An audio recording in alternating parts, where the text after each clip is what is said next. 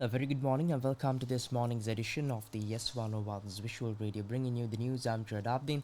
We start off with a look at your headlines. News First headline. On to headlines. CBSL launches National Awareness Week to combat pyramid schemes. Discussions continue on potential reduction of US tariff rate. Trump will be hosted by King at Windsor during second state visit. In sports, Bangladesh crushes Sri Lanka by 83 runs in Tambula.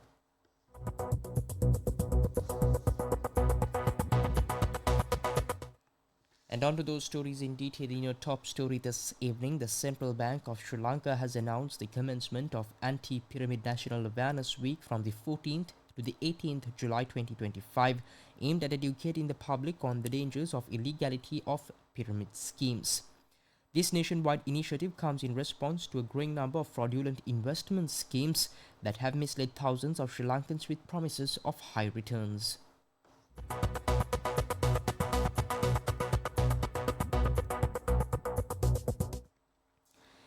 The CBSL, in collaboration with key stakeholders including law enforcement agencies, financial institutions and media partners, will conduct a series of awareness programs, workshops and media campaigns throughout the week.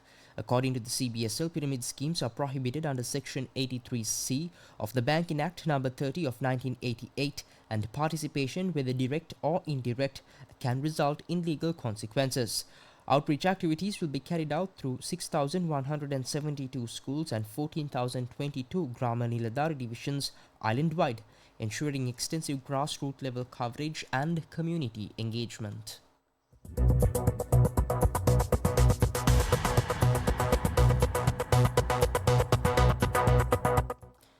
And on to more local news. Sri Lanka's Minister of Tourism, Professor Rohan Ranasinghe, said that discussions are still ongoing regarding the possibility of reducing the 30% tariff rate currently imposed by the United States. A high-level Sri Lankan delegation is set to depart for the United States to engage in crucial discussions aimed at securing a reduction in the 30% tariff imposed on Sri Lankan exports.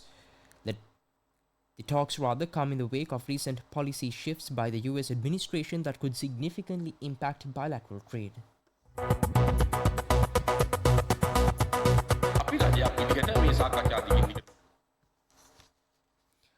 The delegation, which includes prominent government officials and economic experts, is scheduled to leave the island before the 1st August. The visit is part of a broad diplomatic effort to strengthen trade ties and negotiate more favorable terms for Sri Lankan goods entering the US market. Among the key members of the delegation are Central Bank Governor Dr. Nandalal Weerasinghe, Secretary to the Ministry of Trade, Commerce, Food Security and Cooperative Development Vimalendra Raja, Senior Presidential Advisor Duminda Hulangamua, and Sri Lanka's Ambassador to the United States Mahinda Samarasinha. The team also includes members of a special expert committee appointed to assess the feasibility of securing US tariff relief. The initiative follows a recent letter from US President Donald Trump to Sri Lankan President Anil Kumar Dissanayake, confirming a reduction in the reciprocal tariff rate from 44% to 30% on selected Sri Lankan exports. The revised tariff policy is slated to take effect on the 1st of August.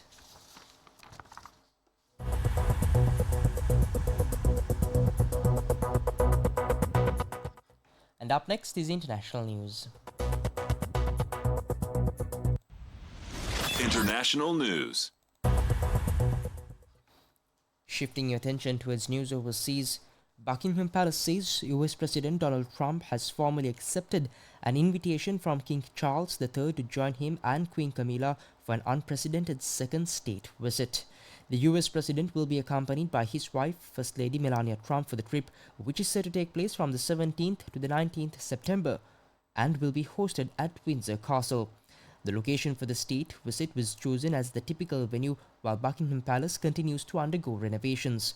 Trump was hosted by Queen Elizabeth II for his first state visit in 2019 during his first term in office.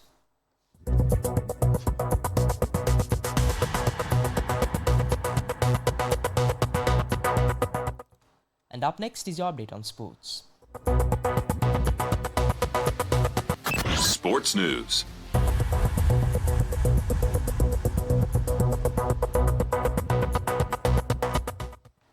shifting attention towards sports, it is cricket. Bangladesh delivered a commanding performance to defeat host Sri Lanka by 83 runs in the second T20 international at the Rangiri Dambula International Cricket Stadium, levelling the series in emphatic fashion.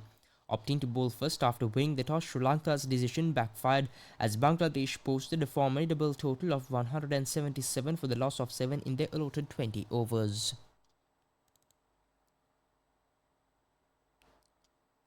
Despite early setbacks with openers Tanzid Hassan and Parviz Hossain dismissed cheaply for just 7 runs on the board, courtesy of Nuwan Tushar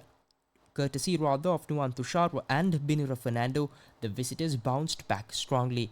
Captain Lytton Das led from the front, crafting a brilliant 76 of 50 deliveries, anchoring a crucial 69-run partnership with Tauhid Hiridoy for the third wicket.